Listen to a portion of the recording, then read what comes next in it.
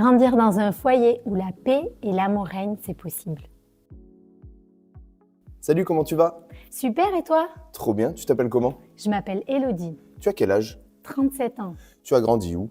J'ai grandi dans les Cévennes et j'habite actuellement à Colomiers.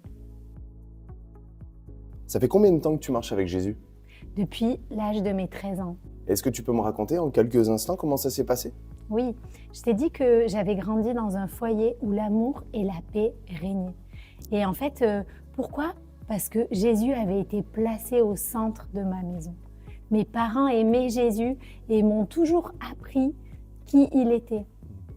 Et en fait, à l'âge de mes 13 ans, j'ai vécu un miracle. Au travers d'un accident de voiture, tu sais, à cette époque, la ceinture de sécurité, c'était pas obligatoire. Et moi, je l'avais pas. On partait en vacances avec mes parents, on était trop contents.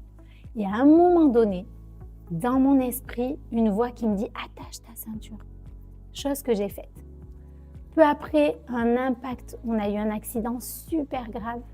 Et en fait, si j'avais pas eu ma ceinture, j'aurais été expulsée sur la voie et ça aurait été terminé pour moi.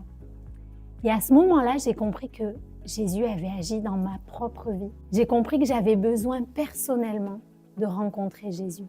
La foi de mes parents ne pouvait pas me sauver.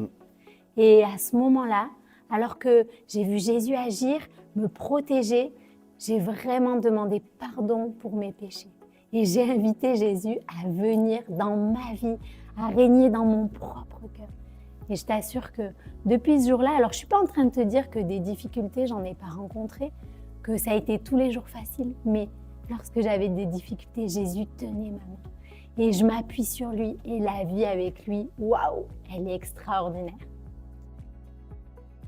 Et est-ce que tu pourrais, en quelques mots, encourager celui qui te regarde à s'approcher de Jésus? Écoute, toi qui entends cette vidéo, cherche Jésus, appelle-le et il te répondra. Il viendra transformer ta vie.